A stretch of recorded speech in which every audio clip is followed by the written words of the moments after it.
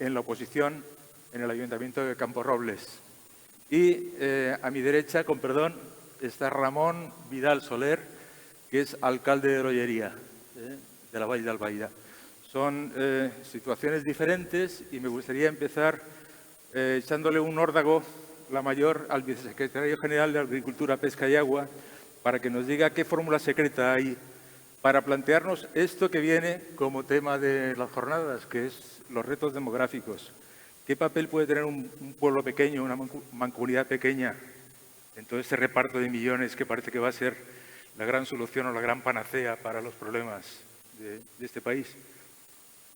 Bien, yo creo, en ese aspecto, yo creo que realmente en la cuestión que me planteas, a nivel municipal, y fundamentalmente en lo que se llaman municipios pequeños, lo que podemos considerar municipios pequeños, el papel es difícil, porque las competencias son limitadas y realmente creo que se puede hacer francamente poco. Eso no quiere decir que precisamente para los municipios pequeños no sea más importante precisamente esa distribución o esa asignación de fondos, con lo cual yo creo que pese a que se puede hacer poco, la importancia en los municipios, fundamentalmente en los pequeños, es todavía mayor. Tenemos también a mi derecha a Ramón Vidal Soler, que es alcalde de Lollería, y ellos tienen experiencia en un plan ya, destinaron 6.000 millones de euros durante... 600.000 euros. 600.000 euros. Yo el año pasado. 6.000. Vale. He tomado mal la cifra, perdón. Bueno, en una campaña que se llama Reactivem Lollería. Correcto. Si nos puedes explicar, por favor, cuáles han sido las líneas clave de esta actuación en tiempos de pandemia. Pues, pues en primer lugar me gustaría agradecer la invitación de Carlos Gil, el alcalde de Benavites, a esta jornada en un pueblo tan maravilloso como es Benavites.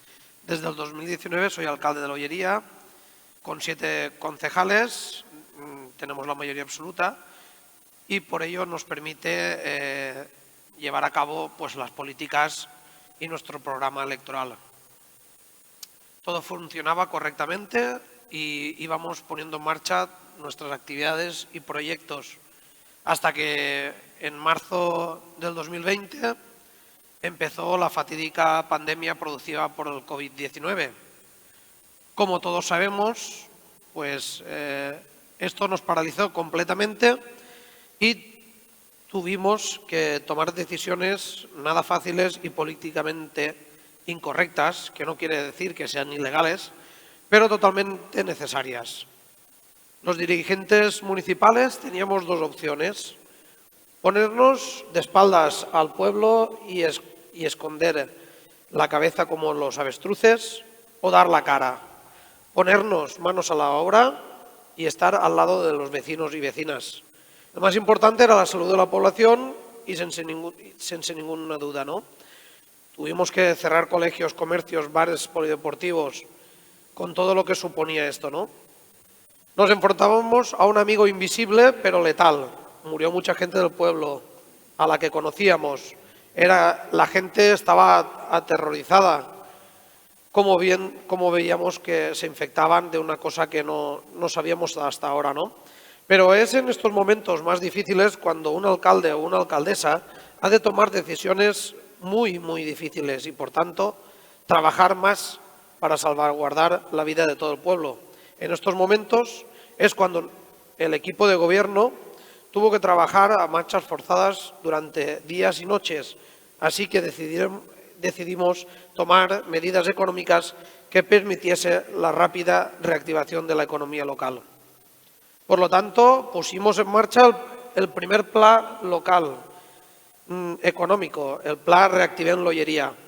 Hicimos propuestas y las consensuamos junto con los grupos de la oposición, todas ellas aprobadas por consenso y bien vistas por los 13 concejales que conformamos el ayuntamiento. También hablamos con las asociaciones de comerciantes y hosteleros, así como con la asociación de empresarios de los diferentes polígonos industriales, y nos pusimos a trabajar conjuntamente. Por lo tanto, el plan Reactivem Loyería nace del consenso político y social de todo el pueblo. Y hecha esta introducción...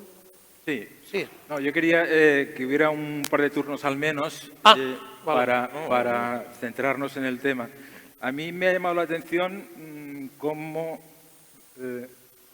todos pensamos en el factor humano, digamos, como objeto de este plan de reactivación que promete soluciones o vías de solución para temas muy duros en una sociedad que afronta una crisis económica que va a ser más profunda seguramente de lo que parece en principio.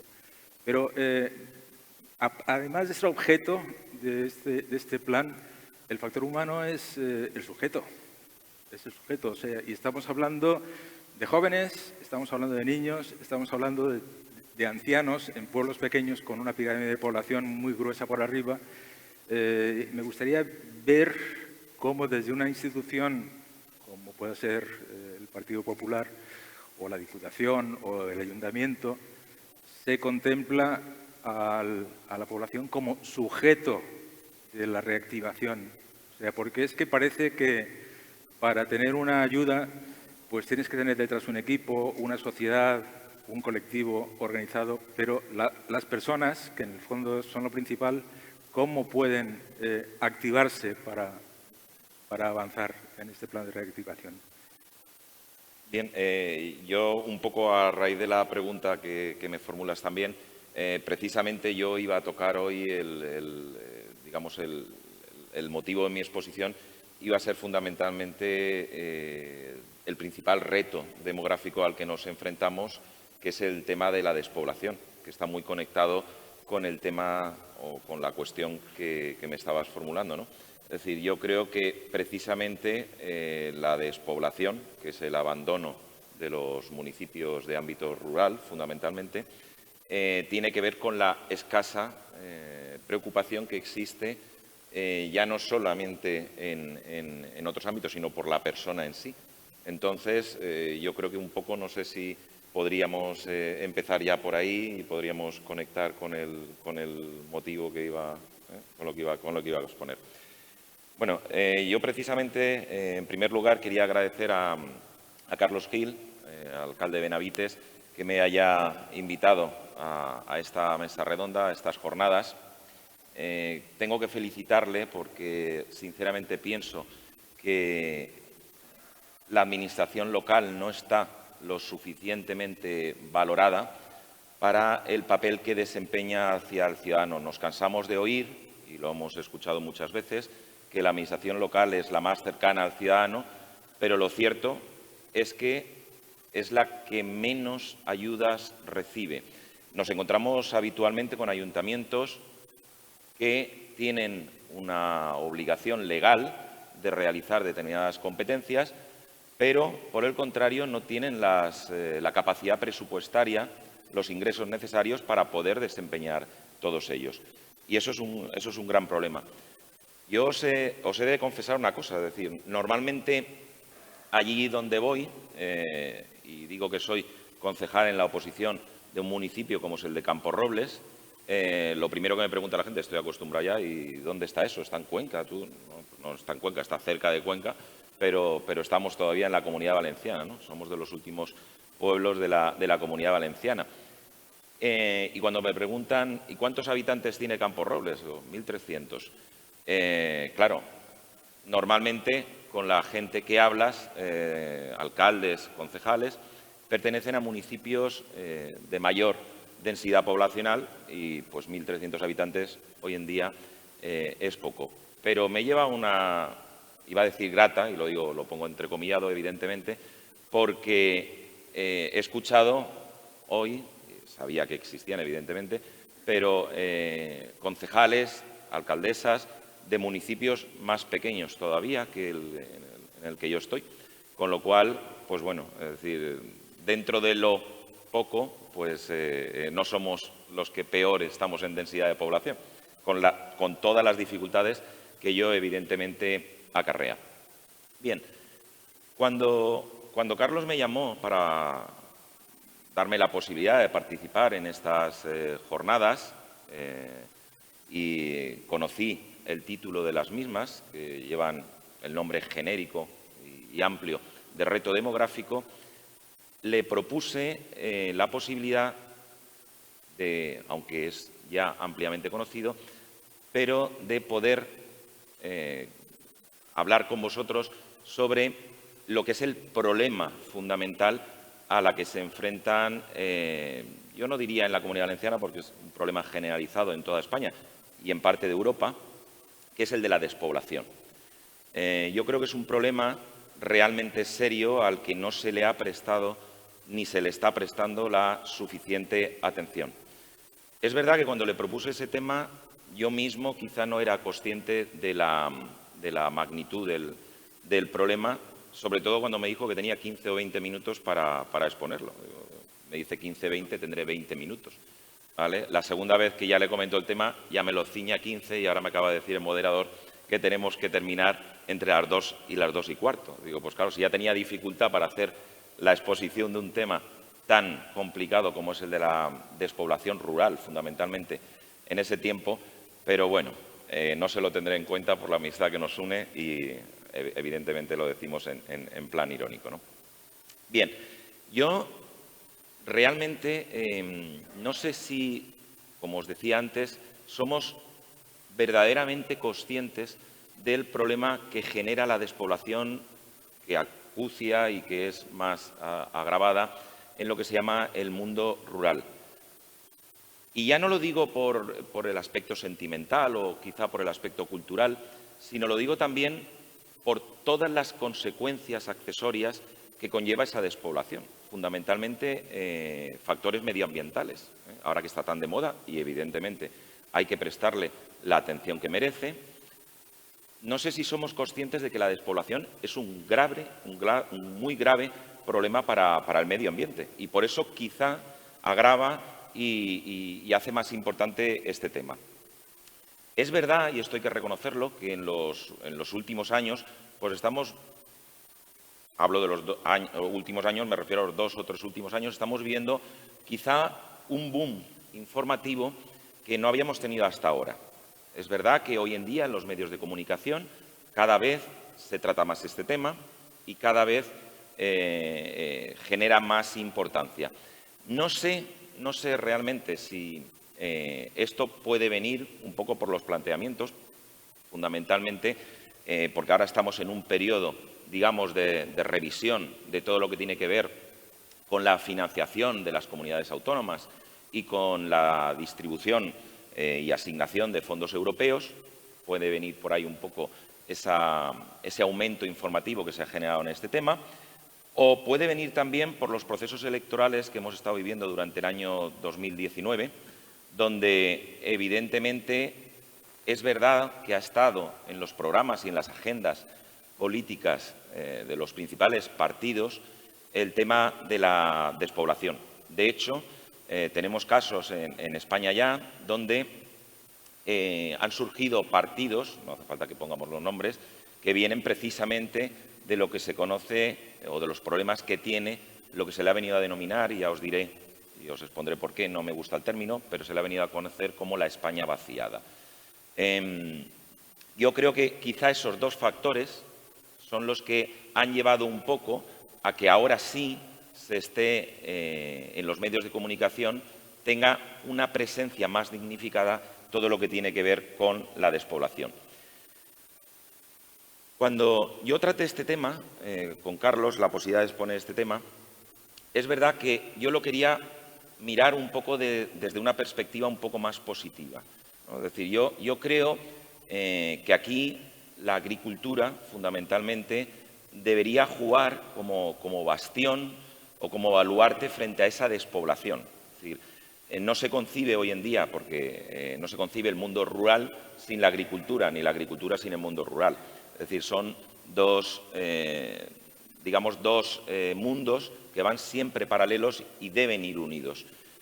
Entonces, yo creo que también un poco, y eso lo haré al final de mi exposición, yo creo que un poco tendríamos que poner en valor la agricultura como principal motor, como ha sido siempre, por otra parte, del mundo rural.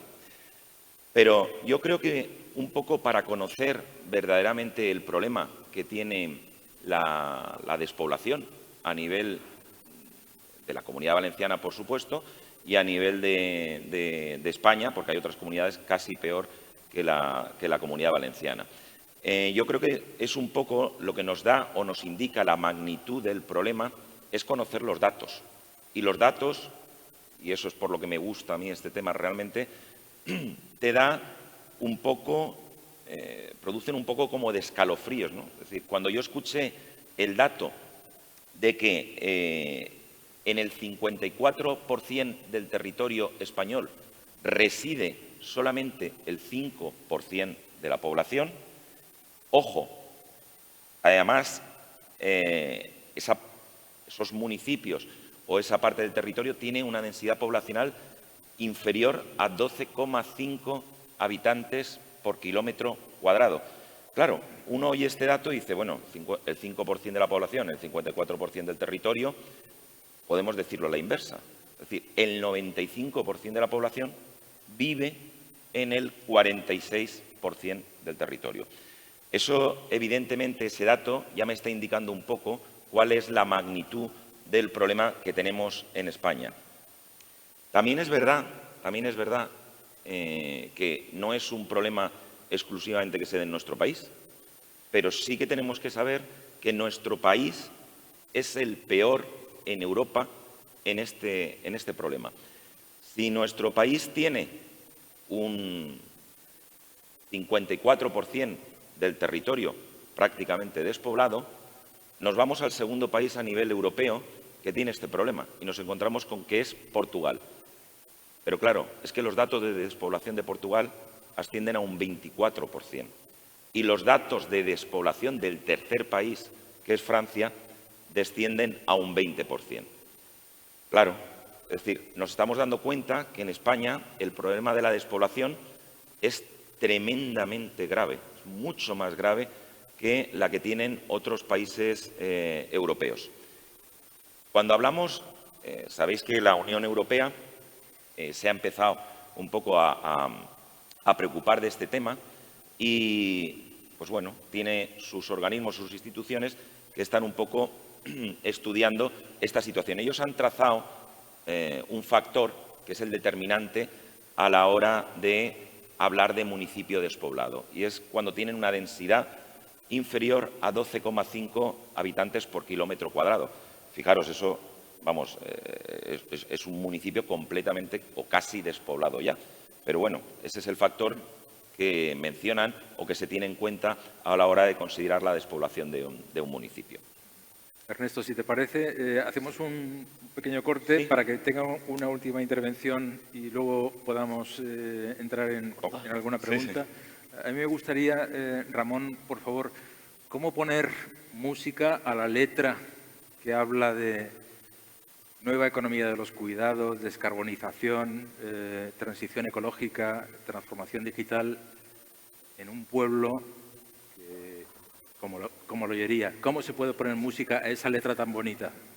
Pues yo creo que con lo que llevamos a cabo en Lollería, ¿vale?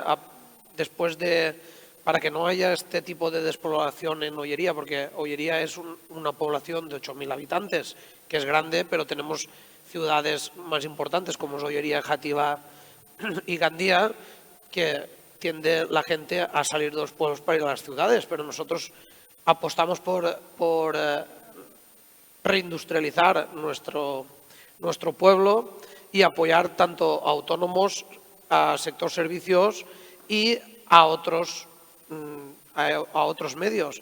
Y por ello hacemos un plan por el tema de la descarbonización, pues apostamos por diferentes proyectos, como por ejemplo el programa Innova, que damos un máximo de 1.000 euros a cada empresa que abre un negocio en Lollería,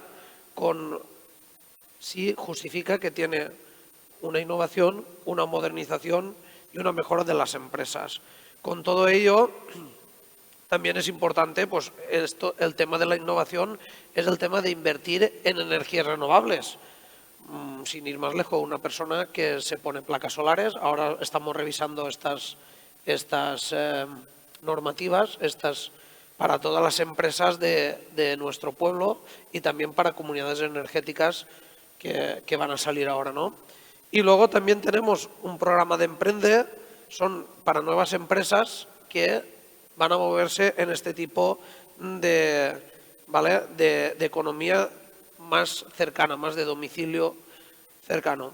Y luego el programa Emplea, que son para creación de nuevos puestos de trabajo. Es decir, cuando un pequeño comercio o una empresa crea nuevos puestos de trabajo, también se le da una subvención hasta 700 euros por cada empresa, por cada persona que contrata. Por eso hay que arriesgar, saber invertir y saber invertir en aquello que va a generar bienestar, que va a generar innovación y que va a generar pues que la gente no tenga que huir o marcharse del pueblo a buscar nuevos puestos de trabajo, sino que se tengan que quedar en el pueblo, en sus casas, para que no tengan que emigrar a otros sitios. Y eso es importante también, esas políticas en los pueblos. Sí, no sé si estamos en tiempo de un turno más corto, ¿sí? Porque para ti me gustaría saber, volviendo otra vez al tema, al factor humano, para que en una población que ha perdido habitantes la gente pueda consumir, pueda haber servicios, se tienen que pagar impuestos, tiene que haber vecinos, tiene que haber niños, tiene que haber escuelas. La inmigración, por ejemplo, que es un tema maldito en muchos casos por la siniestralidad que tiene por los sucesos. ¿La inmigración es algo que los pueblos pequeños pueden asumir e integrar como un factor, digamos, de futuro, o es un problema? Bueno, vamos a ver, yo creo que en cuanto a, claro, oír hablar de inmigración en el mundo rural, sí que es cierto que hay estudios que evidencian que la inmigración puede llegar, o uno de los canales primeros de llegada puede ser el mundo rural, los municipios que sufren mayormente esta despoblación. Pero también es cierto que, digamos, no es un lugar de llegada o el primer encuentro que pueden tener quizá con nuestro país, pero no es municipio de residencia donde van a fijar finalmente su residencia de forma mayoritaria.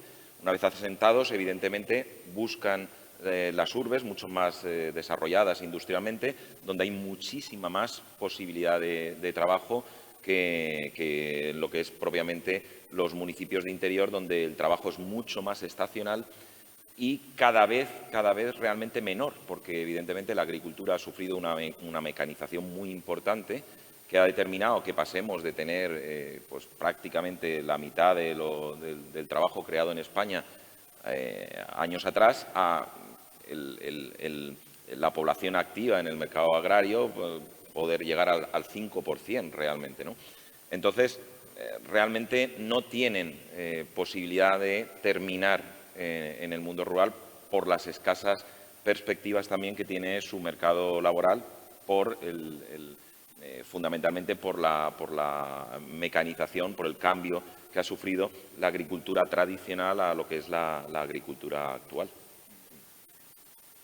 Pues para ti una pregunta sobre, en el caso de la Vall d'Albaida, que sí tengo entendido que es una comarca que tiene, aparte de la agricultura, un tejido industrial importante, habría un factor para atraer esa inmigración que no se atreve a ir a las grandes ciudades por el precio de la vivienda, que es un problema en este país.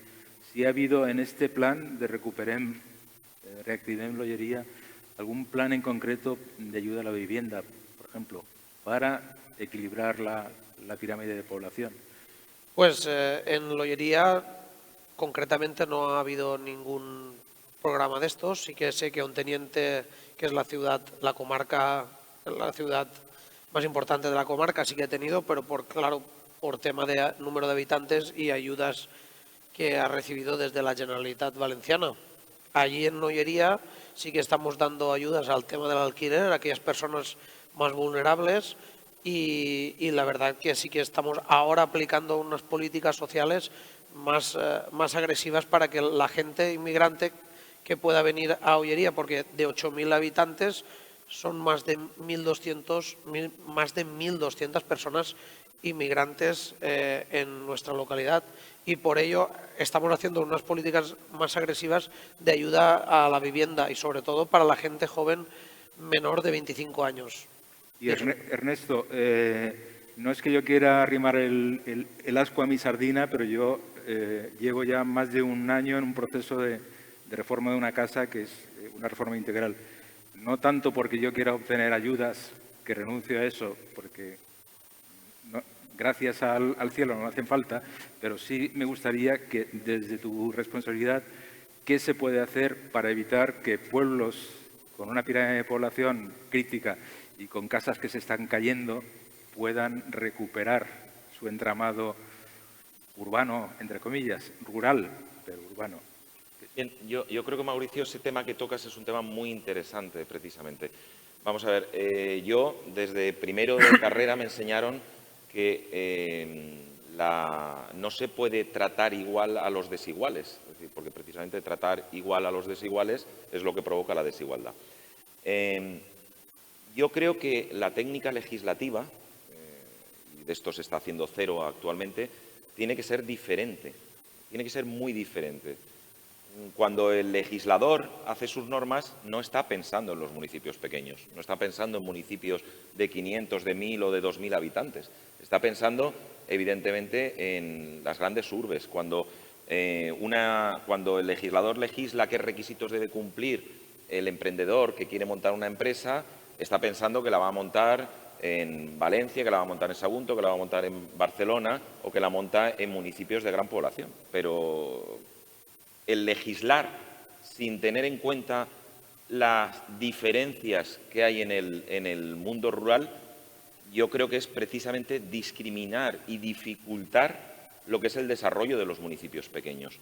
Y desde esa perspectiva, yo creo que se debería favorecer y crear una doble perspectiva cuando se legisle, pensando que no todos los municipios son o tienen o pueden ofrecer los mismos servicios, ¿no? Entonces, esa dificultad administrativa provocada por la legislación que hoy en día existe, se tiene que acabar y se tiene que diferenciar claramente esos municipios grandes de los municipios pequeños, porque así favoreceremos también, en cierta manera, digamos, la recuperación de población, incentivando que empresas se puedan asentar en municipios con un riesgo de despoblación alto. Y a raíz de lo que preguntabas, yo creo que es muy interesante también, no es un término que me guste en exceso, pero yo creo que es un término que conocemos todos y que quizá nos ayude a comprender.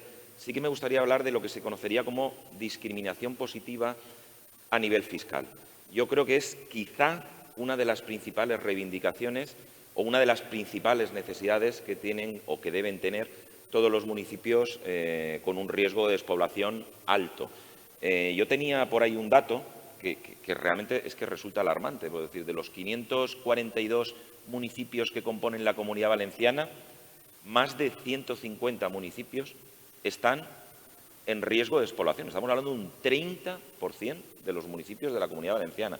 Y cuando hablo de riesgo de despoblación, hablo de quizá un periodo relativamente corto, 30 años. Es decir, en 30 años, cuando el boom, es decir, sabéis que la población la tenemos fundamentalmente en muchos de ellos entre 55 y 65 años, en 30 años hemos invertido completamente la pirámide poblacional, ¿no? Es decir, y si después cogemos esa pirámide y la disgregamos por sexos, hacemos una perspectiva de género, el tema de lo que se ha venido a conocer como masculinización rural es otro de los grandes temas, es el principal combustible quizá, que yo sé que lo han tocado ya otros compañeros que han tenido ocasión de participar antes, es otro de los grandes temas que tiene y que acechan y que profundizan en la despoblación. Esa masculinización rural intervienen muchos factores a la hora de analizarla o qué ha provocado esa masculinización. Pero yo destacaría dos factores fundamentales. El primer factor viene determinado por la mecanización de la agricultura. La mecanización de la agricultura provoca que cada vez se necesite menos mano de obra, por llamarlo así, menos trabajadores en el campo. Evidentemente hemos pasado de tener un 50% prácticamente a tener un 5%, ¿no? Son datos un poco que nos da en su informe el Comité Económico y Social de la Comunitat Valenciana, y yo creo que eso es un poco lo que nos denota la magnitud del problema en ese aspecto, ¿no? Es decir, evidentemente la mecanización provoca la menos necesidad de manos de obra y quien se queda a trabajar en el campo son fundamentalmente los hombres. Pero es que después hay otro factor añadido. Y esto no es un factor negativo, es un factor positivo, pero que a su vez provoca despoblación. Y es la inversión educativa que ha habido también por razón de género. Evidentemente, hoy en día la mujer accede mucho más fácil a la formación. De hecho, está demostrado que prolonga más que el hombre su formación. El prolongar su formación provoca, a su vez, mayor accesibilidad al mercado de trabajo. Y está comprobado por las pirámides poblacionales de los municipios en riesgo de despoblación que ya a partir de los 24 años se ve un cambio. Es decir, a partir de los 24 años empezamos a ver una diferencia mayor de la biológica, mayor de lo que provoca la progresión biológica en las mujeres que evidentemente tienden a salir del mundo rural y acceden con mayor facilidad, como me parece por otra parte de justicia, al mercado laboral. Una última pregunta y, por favor, una respuesta breve, porque a mí siempre me sorprende, la comunicación es bidireccional siempre. Lo que no puede esperar la Administración es solucionar el problema de los ciudadanos sin que los ciudadanos tengan una posición proactiva, reaccione. En otros países hay una cultura mucho más solidaria de respuesta a las crisis.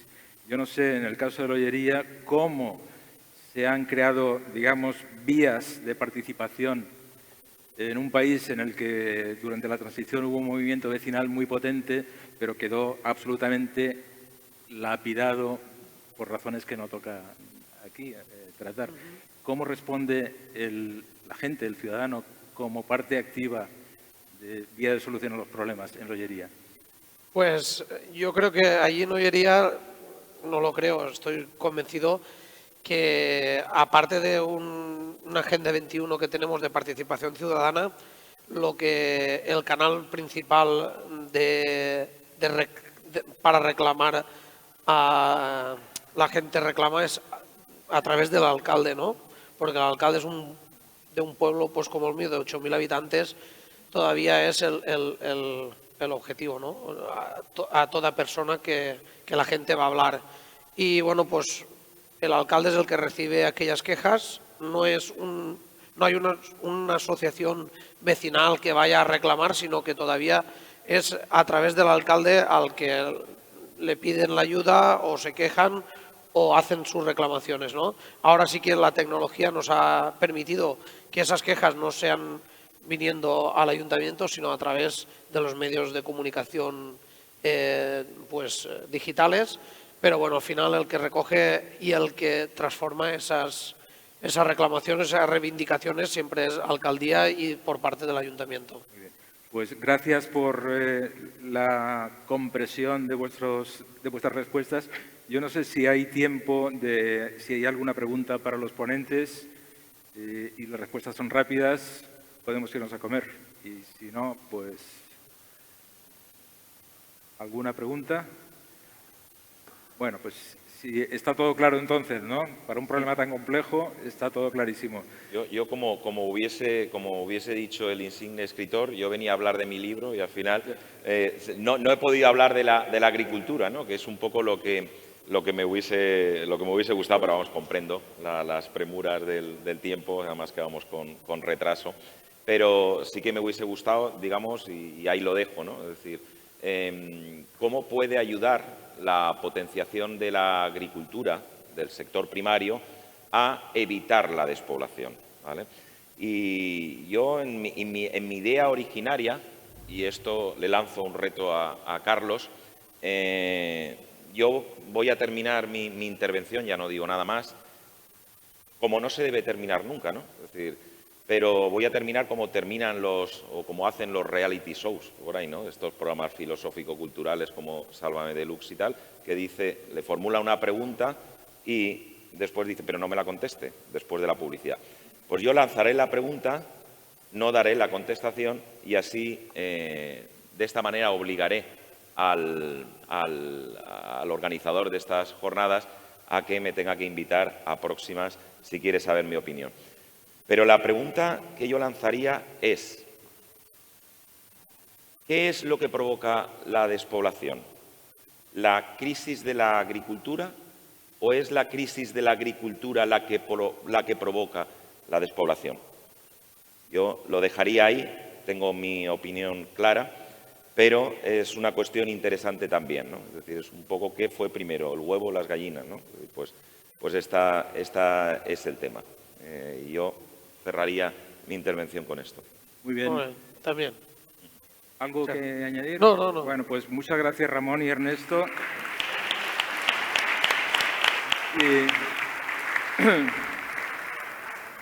Y a todos vosotros recordaros que a las 4 sigue el desarrollo de la jornada, que ahora hay una comida, quien se pierda, que vuelva a las 4, por favor.